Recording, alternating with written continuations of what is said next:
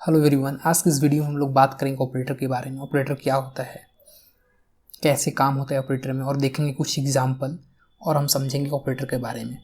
सबसे पहले ऑपरेटर क्या होता है। ऑपरेटर एक सिंबल है जो हम सी प्रोग्रामिंग में यूज़ करते हैं, जिसके जरिए हम किसी भी तरह का ऑपरेशन परफॉर्म करते हैं। ऑपरेटर कितने तरह के होते हैं? ऑपरेटर लगभग यहाँ पे मैंने 7 तरह के दिखाए हुए हैं। इसमें बहुत सारे कैटेगरी आप बना सकते हैं। हालांकि मेनली ये 7 तरह के ऑपरेटर होते हैं।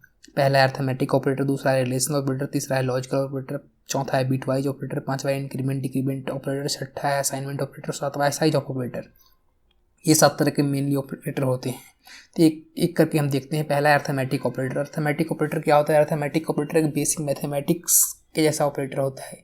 प्लस, माइनस, मल्टीप्लिकेशन और डिवीज़न। जैसे हम मैथमेटिक में 2 नंबर को जोड़ने के लिए प्लस का सिंबल यूज़ करते हैं, डिवाइड करने के लिए माइनस का सिंबल यूज़ करते हैं, मल्टीप्लिकेशन करने के लिए मल्टीप्लिकेशन का सिंबल यूज़ करते हैं। हालांकि यहाँ पे स्टार सिंबल यूज़ किया जाता है मल्टीप्लिकेशन करने के लिए।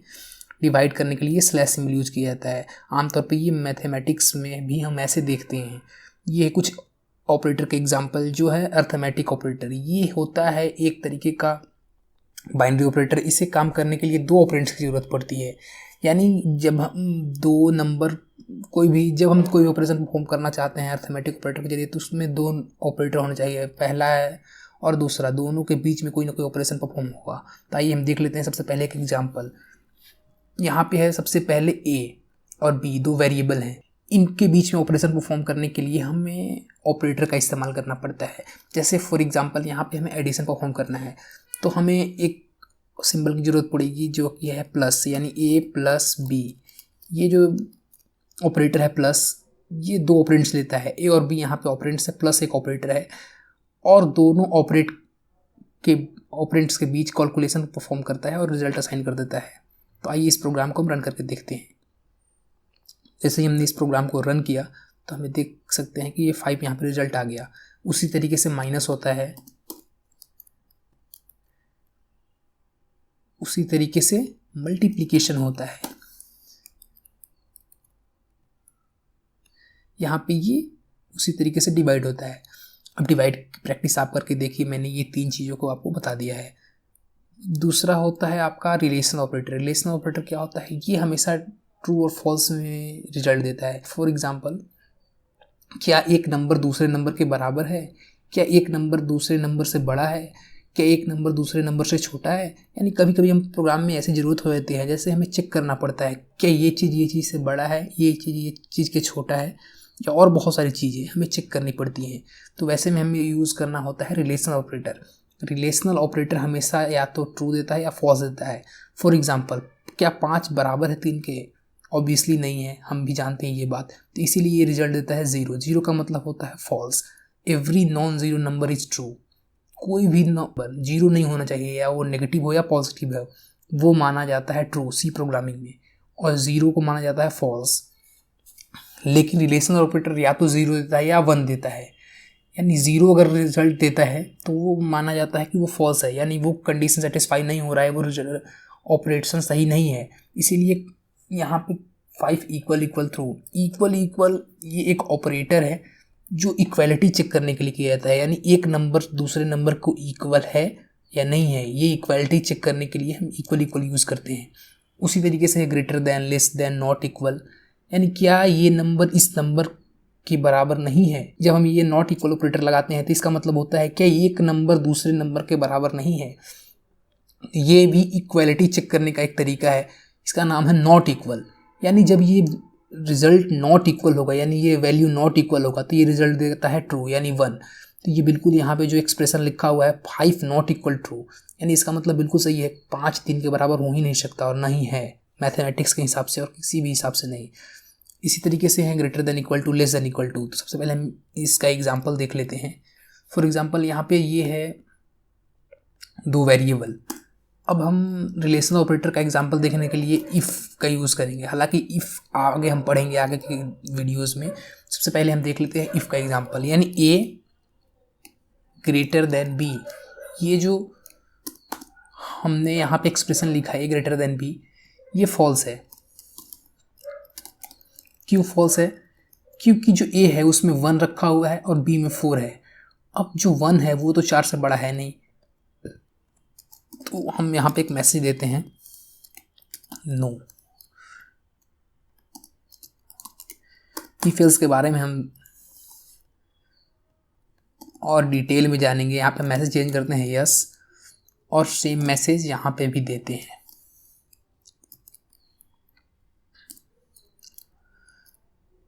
यहाँ पे मैसेज चेंज कर देते हैं नो। अब हम इस प्रोग्राम को रन करते हैं। यहाँ पे आया नो, क्योंकि हम जानते हैं कि ए की वैल्यू जो है वो 1 है। 1 4 से बड़ा नहीं होता, इसीलिए यहाँ पे जो वेरिएबल है इसमें वैल्यू रखा हुआ है 1 और 4। 1 बड़ा नहीं है, इसीलिए ये कंडीशन फॉल्स हुआ, यानी ये का रिजल्ट है जो 0 दिया, और 0 देने के कारण ये नो प्रिंट हो गया हमें।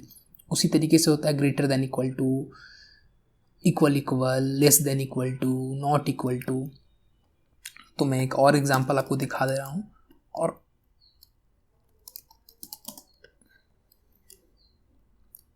यहाँ पे देखिए, क्या ए इक्वल है बी के? बिल्कुल नहीं है, क्योंकि ए में 1 है, बी में 4 है। तो यहाँ पे रिजल्ट आया नो। अगर हम ए की वैल्यू को बी के वैल्यू के बराबर असाइन कर दें, तो अब क्योंकि ए और बी दोनों की वैल्यू 4 है, तो इसीलिए ये रिजल्ट प्रिंट होना चाहिए यस। तो बिल्कुल यहाँ पे यस प्रिंट हुआ, क्योंकि ए की वैल्यू और बी के वैल्यू बिल्कुल बराबर है। अब हम नॉट इक्वल टू देख लेते हैं। नॉट इक्वल टू क्या कहता है? नॉट इक्वल टू होता है ए बी के बराबर नहीं है। क्या ऐसा है? ऐसा नहीं है, क्योंकि ए की वैल्यू भी 4 है, बी की वैल्यू 4 है, ए और बी दोनों बराबर हैं।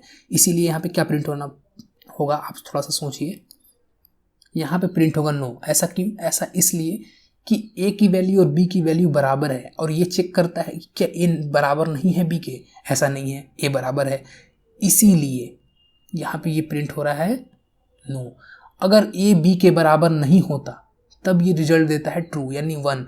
बिल्कुल सही बात है, ए बी के बराबर नहीं है, लेकिन ए बी के बराबर है तो ये रिजल्ट देता है 0। तो अब सबसे पहले हम ए की वैल्यू को चेंज करते हैं ना। ए की वैल्यू हमने कर दिया है 5। अब यहाँ पे ए बी से बराबर नहीं है, तो ये सही है। ए बी के बराबर नहीं है, बिल्कुल सही बात है, यस, इसलिए यस प्रिंट हुआ। ए बी के बराबर नहीं है। उसी तरह है ग्रेटर देन इक्वल टू। अब greater than equal to operator जो है वो या तो ग्रेटर होना चाहिए या इक्वल होना चाहिए, ये दोनों चेक करता है। यानी ए की वैल्यू या तो ग्रेटर हो बी से या इसके बराबर हो, दोनों कंडीशन में ये ट्रू देता है। तो यहाँ पे जो हमने प्रोग्राम अभी भी लिखा हुआ है, ए की वैल्यू 5 है, बी की वैल्यू 4 है, तो यहाँ पे ए की वैल्यू बड़ी है, तो ऑब्वियसली रिजल्ट आने वाला है यस। लेकिन अगर बी की वैल्यू 5 किया जाए फिर भी ये रिजल्ट देगा यस। ऐसा इसलिए क्योंकि हाँ, ए ग्रेटर नहीं है बी से, लेकिन इक्वल तो है ना, तो इसीलिए ये रिजल्ट देता है यस। देन और भी है greater than equal, less than equal to, greater than, less than. अब इन चीज़ों को आप चेक कीजिए। तीसरा है logical operator. Logical operator return करता है या तो 0 या 1, डिपेंड अपॉन कैसा एक्सप्रेशन है, एक्सप्रेशन ट्रू है, expression false. For example A greater than B और ए लेस देन बी, पहले ये दोनों एक्सप्रेशन का चेक करेगा। पहला एक्सप्रेशन जब एवेलुएट होगा तो इसका रिजल्ट या तो 0 आएगा या 1 आएगा। दूसरा एक्सप्रेशन अगर एवेलुएट होगा तो या तो इसका ऑपरेशन रिजल्ट आएगा 0 या 1। अब ये एंड ऑपरेटर काम कैसे करता है, तो ये हम देख लेते हैं। सबसे पहले फॉर एग्जांपल ये एक्सप्रेशन 1 का रिजल्ट आने वाला है और ये एक्सप्रेशन 2 है। तो सबसे पहले अगर एक्सप्रेशन 1 का रिजल्ट 0 आएगा तो एंड ऑपरेटर एक्सप्रेशन 2 को चेक भी नहीं करेगा और रिजल्ट कर देगा 0। उसी तरीके से दूसरे कंडीशन ये हो सकता है कि हो सकता है एक्सप्रेशन 1 ट्रू हो, यानी सही हो, करेक्ट हो, तो देन एक्सप्रेशन 2 चेक होगा, और अगर एक्सप्रेशन 2 की वैल्यू 0 है यानी फॉल्स है तो वो रिजल्ट दे देगा यहाँ पे एक्सप्रेशन 2 का 0। वहीं तीसरे कंडीशन ये हो सकता है कि पहले एक्सप्रेशन 1 चेक हो और उसकी वैल्यू है 0, तो दूसरा एक्सप्रेशन चेक भी नहीं होगा एंड रिजल्ट दे देगा 0। कि पहले एक्सप्रेशन की वैल्यू ट्रू हो यानी राइट हो, देन दूसरा एक्सप्रेशन चेक होगा, अगर दूसरा एक्सप्रेशन भी ट्रू होगा देन रिजल्ट आएगा 1। तो ये कुछ रिजल्ट देता है ऐसे एंड ऑपरेटर, जो अगर दोनों कंडीशन है वो सही होंगे तब हमें रिजल्ट देता है ट्रू, अदरवाइज रिजल्ट देता है फॉल्स। दूसरा है और ऑपरेटर। और ऑपरेटर बिल्कुल एंड की तरह है, एंड का अपोजिट है, ये होता है और ऑपरेटर। ये पाइप सिंबल और ऑपरेटर को दिखाया जाता है। अब और ऑपरेटर का एग्जांपल हम देख लेते हैं। फॉर एग्जांपल ये है एक्सप्रेशन 1 और ये है एक्सप्रेशन 2। और ऑपरेटर लगाने के बाद क्या रिजल्ट आने वाला है इसका, जब हम और ऑपरेटर लगाते हैं सबसे पहले एक एक्सप्रेशन चेक होता है, तो यहाँ पे जो एक्सप्रेशन है उसका रिजल्ट आया 0। देन दूसरा एक्सप्रेशन चेक होगा, उसका रिजल्ट अगर 1 है तो रिजल्ट आएगा 1। दूसरे कंडीशन में ये हो सकता है अगर पहला एक्सप्रेशन 1 है यानी ट्रू है, दूसरा एक्सप्रेशन फॉल्स है, फिर भी इसका रिजल्ट रहेगा ट्रू। देन तीसरे केस में हो सकता है पहला एक्सप्रेशन जो है वो फॉल्स है, देन दूसरा भी चेक होगा, देन दूसरा भी अगर फॉल्स है देन आएगा 0। यहाँ पे बिल्कुल ऐसा है कि दोनों में से कोई एक एक्सप्रेशन अगर ट्रू होता है तब रिजल्ट आता है ट्रू। दोनों एक्सप्रेशन भी अगर ट्रू हैं फिर भी रिजल्ट आता है ट्रू। 1 यानी ट्रू, 0 यानी फॉल्स। यानी दोनों में से कोई एक्सप्रेशन अगर एक ट्रू होना चाहिए और ऑपरेटर दोनों एक्सप्रेशन को चेक करता है, दोनों में से अगर कोई भी ऑपरेटर ट्रू मिला तो वो रिजल्ट मार्क कर देता है ट्रू और एक्सप्रेशन को पूरा एग्जीक्यूट कर देता है। यहाँ पे हम एक एग्जांपल देख लेते हैं। तो हमने लगाया है a = b, इसका मतलब है क्या 5 9 के बराबर है? बिल्कुल नहीं है। दूसरा हमने एक्सप्रेशन लगाया है a < b। ये जो एक्सप्रेशन है ये ट्रू है। क्यों ट्रू है? क्योंकि हाँ a की वैल्यू b से छोटी है, क्योंकि a में 5 है, b में 9 है, इसीलिए क्योंकि यहाँ पे और ऑपरेटर लगा हुआ है तो ये रिजल्ट देना चाहिए इसका ट्रू यानी यस। ये बात सही है। दोनों में से कोई, ये एक्सप्रेशन यहाँ पे हो गया फॉल्स, लेकिन ये एक्सप्रेशन ट्रू होने के कारण हमारा पूरा रिजल्ट ट्रू हो जाएगा। अब यहाँ पे पूरा रिजल्ट ट्रू होगा तो यहाँ पे ये यस प्रिंट हो जाएगा। उसी तरीके से यहाँ पे अगर हम एंड ऑपरेटर लगाते हैं तो क्योंकि एंड ऑपरेटर जब हम दोनों एक्सप्रेशन की वैल्यू ट्रू होता है तब ये एंड ऑपरेटर रिजल्ट ट्रू देता है। तो क्योंकि ये एक एक्सप्रेशन की वैल्यू यहाँ पे फॉल्स होने वाली है तो यहाँ पे रिजल्ट आने वाला है फॉल्स, इसीलिए यहाँ पे प्रिंट होगा नो। तो ऐसे ही नॉट ऑपरेटर भी है, यानी क्या a ≠ b है? यस बिल्कुल है। तो इसीलिए अगर हम इस प्रोग्राम को रन कराएंगे तो इसका रिजल्ट आएगा ट्रू यानी यस। ये बात बिल्कुल सही है। चौथा है bitwise operator. Bitwise operator bit manipulation में काम करता है। बिट मैनिपुलेशन क्या होते हैं? फॉर एग्जांपल a की बाइनरी क्या है? a की वैल्यू है 6। a का बाइनरी क्या है? अगर हमने बाइनरी नंबर पहले रखा होगा तो हम जानते हैं कि a की वैल्यू बाइनरी है 6 यानी 011। ये है a की वैल्यू बाइनरी। अब जो यहाँ पे बिटवाइज ऑपरेटर है एंड और XOR nor left shift right shift, ये बाइनरी नंबर पे काम करता है, यानी a की बाइनरी और b की बाइनरी वैल्यू यहाँ पे ये वर्क करता है। तो एक एग्जांपल देख लेते हैं। यहाँ पे हमने एक एक्सप्रेशन लिखा हुआ है a एंड b। अब ये बाइनरी मैनिपुलेशन पे काम करता है, हालांकि इसके ऊपर पूरा डिटेल वीडियो बन सकता है और काफ़ी डीप कॉन्सेप्ट है इसके ऊपर, और मैं कोशिश करूँगा वीडियो को और डिटेल में बनाने के लिए। हालांकि मैं आपको इसका बेसिक एग्जांपल दिखा देता हूँ सबसे पहले। तो ये है 6, ये है 5। अब दोनों नंबर जो होंगे यानी 6 और 5, पहले इसका बाइनरी में कन्वर्जन होगा। बाइनरी में कन्वर्जन कैसे होता है? इसे बाइनरी नंबर डेसिमल नंबर अगर आपने कन्वर्जन पढ़ा होगा तो आपको पता होगा कि बाइनरी ऑफ डेसिमल में कन्वर्जन कैसे होता है। अब ये दोनों नंबर का कन्वर्जन होगा, यानी ये है सबसे पहले ये है 6 का बाइनरी और ये है 5 का बाइनरी। अब ये दोनों बाइनरी में एंड ऑपरेशन होगा। ये दोनों बाइनरी नंबर हैं, इसमें होगा एंड ऑपरेशन, यहाँ पे होगा एंड ऑपरेशन। अब हम जानते हैं कि एंड ऑपरेशन तभी रिजल्ट देता है जब दोनों एक्सप्रेशन की वैल्यू ट्रू हो, यानी पहला जो रिजल्ट है, क्योंकि एक एक्सप्रेशन की वैल्यू फॉल्स है तो यहाँ पे आएगा 0, देन आएगा 0, देन आएगा 1। ऐसा इसलिए होगा क्योंकि हम जानते हैं कि एंड ऑपरेटर तभी रिजल्ट देता है जब दोनों ऑपरेंट्स की वैल्यू ट्रू हो। तो यहाँ पे 1 1 जब है तो 1 आएगा, एंड ऑपरेशन हो जाएगा तब रिजल्ट, क्योंकि बाइनरी आएगा तो बाइनरी से कन्वर्जन होगा, यहाँ पे कन्वर्जन होगा डेसिमल में, डेसिमल नंबर। अब जो ये बाइनरी है वो 4 के इक्विवेलेंट है। ये बाइनरी नंबर 4 डेसिमल नंबर के इक्विवेलेंट है, इसीलिए ये बाइनरी से फिर डेसिमल में कन्वर्जन होगा। और यहाँ पे आया मेरा रिजल्ट 4, जैसा कि आप देख सकते हैं। उसी तरीके से होगा बिटवाइज और। बिटवाइज और भी सेम वर्क करता है। सबसे पहले हम अपना रिजल्ट देख लेते हैं, उसके बाद जानेंगे ये कन्वर्जन हुआ और क्योंकि है, तो ये और ऑपरेटर लगता है यहाँ पे और पे काम करता है। और ऑपरेटर हम जानते हैं कि जब दोनों में से कोई वैल्यू अगर ट्रू हो तो उसका रिजल्ट होता है ट्रू। तो यहाँ पे ये कुछ हम और ऑपरेटर की वजह के रूप में इन चीज़ों को समझते हैं। तो ये है 6 का बाइनरी, ये है 5 का बाइनरी, और यहाँ पे लगा हुआ है और ऑपरेटर।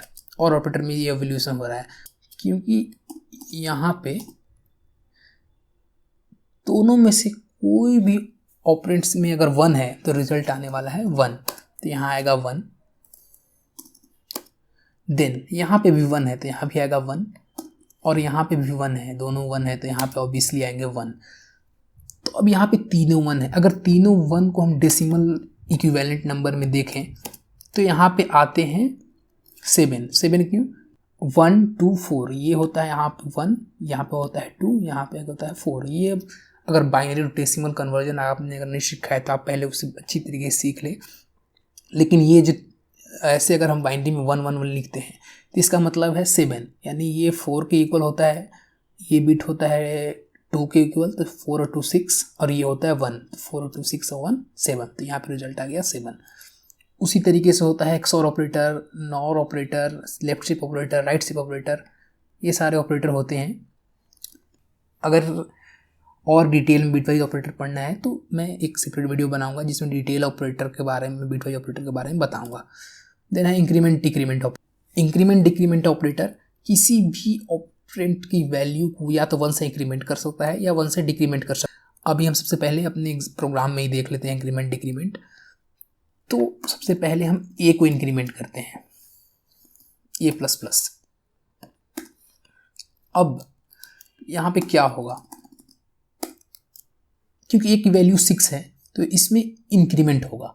अब इंक्रीमेंट होगा तो ए की वैल्यू 6 से हो जाएगी 7, तो हमें रिजल्ट आने वाला है 7, बिल्कुल राइट आने वाला है।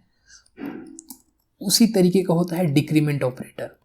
डिक्रीमेंट ऑपरेटर क्या करता है कि वेरिएबल की वैल्यू को 1 से घटा देता है, यानी डिक्रीमेंट कर देता है। तो यहाँ पे क्योंकि ए की वैल्यू 6 है तो ये जब ये ऑपरेटर यूज़ हुआ तो ये वैल्यू कर दिया 5, देन हो गया ये रिजल्ट आएगा मेरा 5।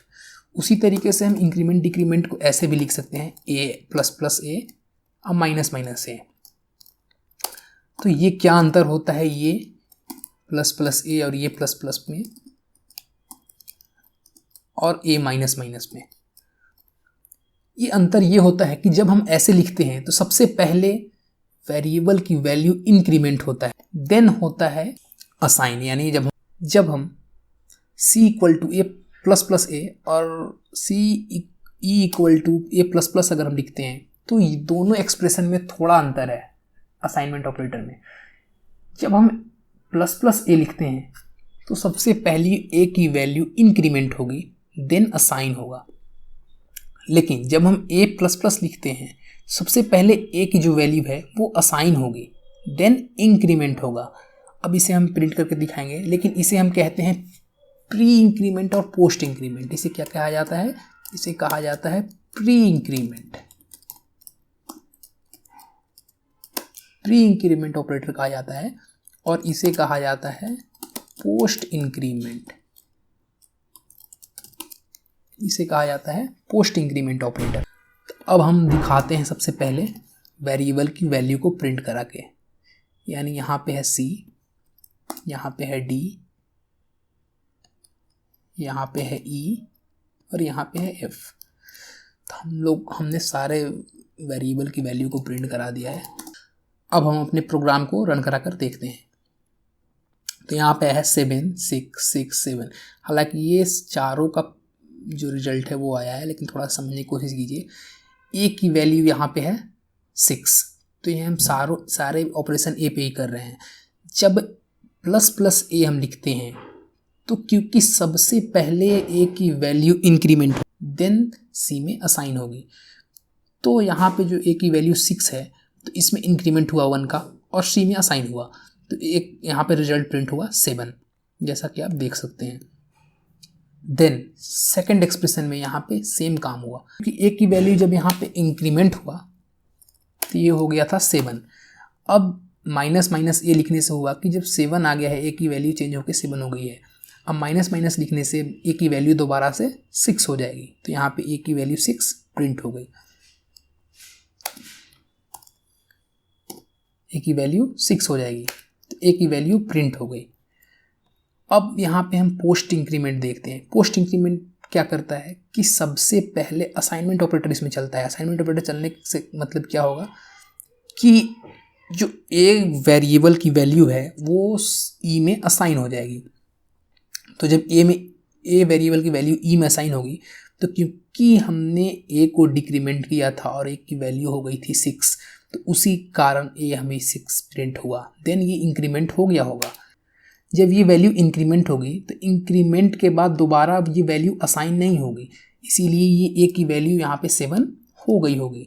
उसी तरीके से यहाँ पे जो सेकंड है मेरा एफ है, ए माइनस माइनस है, इसका मतलब क्या हुआ कि जब ए की वैल्यू 7 है तो यहाँ पे क्योंकि असाइनमेंट ऑपरेटर पहले चलता है, इसीलिए ए की वैल्यू एफ में असाइन हो गई होगी, देन डिक्रीमेंट हुई होगी, तो इसीलिए ये रिजल्ट आया होगा 7। क्योंकि ए की वैल्यू डिक्रीमेंट हो गई होगी तो यहाँ पे आ गया होगा 6। अगर हम दोबारा से जी में ए की वैल्यू असाइन करें और उसे प्रिंट कराने की कोशिश करें तो हमें क्या प्रिंट होगा? बिल्कुल हमें प्रिंट होने वाला है 6, क्योंकि ए की जो वैल्यू है वो पहले ही डिक्रीमेंट हो चुकी है। तो हम प्रिंट करा के देखते हैं।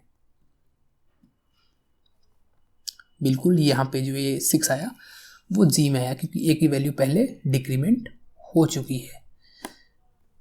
देन नेक्स्ट ऑपरेटर आता है हमारा असाइनमेंट ऑपरेटर। असाइनमेंट ऑपरेटर हमने बहुत बार और देख ही रहे हैं अभी भी हम लोग। यहाँ पे असाइनमेंट ऑपरेटर का यूज होता है किसी भी वेरिएबल में किसी भी वैल्यू को असाइन करने के लिए। फॉर एग्जांपल यहाँ पे 2 वेरिएबल है ए और बी, और दोनों को ऐड करके हमें ए में ही असाइन करना है। तो एक तरीका ये है कि ए प्लस बी को हम एडिशन करें और देन इक्वल टू लगा के ए में ही रख दें।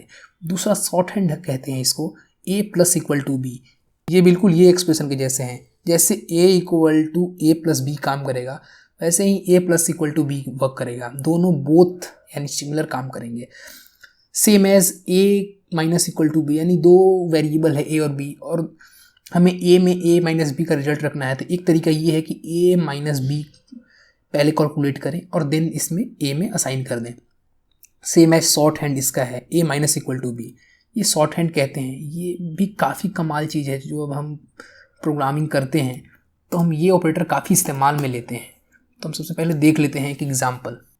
फॉर एग्जाम्पल ए और बी 2 वेरिएबल यहाँ पे मैंने ले लिया है, और हम ए में ए और बी दोनों का एडिशन रखना चाहते हैं। तो एक तरीका ये है कि a equal to a plus b लिखें। एक तो तरीका ये है। इसे लिखने से क्या होगा कि ए और बी की सबसे पहले एडिशन होगा और देन ए ही में असाइन हो जाएगा। तो नया वैल्यू ए का हो जाएगा 6 + 5, जो रिजल्ट आएगा उसको नया वैल्यू ए में चेंज हो जाएगा। दूसरा तरीका ये है कि ए प्लस इक्वल टू बी। अगर हम ये चीज़ भी लिख देते हैं तो बिल्कुल रिजल्ट सेम आने वाला है। ये एक्सप्रेशन और ये एक्सप्रेशन जो दोनों मैंने हाईलाइट किया है, इनमें कोई अंतर नहीं है। जब हम ये ऐसे लिखते हैं तो कंपाइलर इसे ऐसे ट्रीट करता है। वैसे ही अगर माइनस करना है तो माइनस यहाँ पे अगर जैसे लिखते हैं तो यहाँ पे भी हम माइनस इक्वल टू ऐसे लिख सकते हैं। बिल्कुल एक जैसे कंपाइलर ट्रीट करेगा। तो हम रिजल्ट पहले प्रिंट करा के देख लेते हैं ताकि क्लियर हो जाए ये चीज़ें। ए, सबसे पहले इस एक्सप्रेशन का रिजल्ट देखते हैं क्या आने वाला है। प्रोग्राम को रन कराते हैं तो यहाँ पे आने वाला है 1, क्योंकि 6 - 5 जो हुआ वो डिक्रीमेंट हुआ और 1 आया। देन अब हम निचले जो एक्सप्रेशन लिखा हुआ है यहाँ पे इसका रिजल्ट देखते हैं। अगर सेम आया तो बिल्कुल वर्क सेम कर रहा है। देन रिजल्ट आया 1, तो बिल्कुल ये वर्क सेम कर रहा है। तो इसी तरीके से प्लस है तो एक हम प्लस का भी एग्जांपल देख लेते हैं। सबसे पहले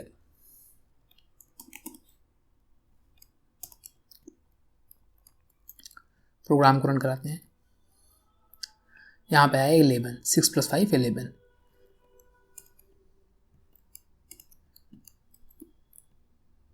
अब सेम एज हम इस ऑपरेटर का रिजल्ट देख लेते हैं।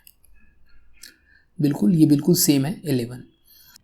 देन आता है आपका size of operator. Size of operator क्या है, ये वेरिएबल का साइज बताता है, यानी कौन सा वेरिएबल जो है वो कितने बाइट का है या कितने बाइट मेमोरी कंज्यूम कर रहा है। जैसे यहाँ पे मैंने एग्जांपल में दिखाया है ABCD 4 4 वेरिएबल है जो इन फ्लोट डबल कैर, ये 4 डेटा टाइप है।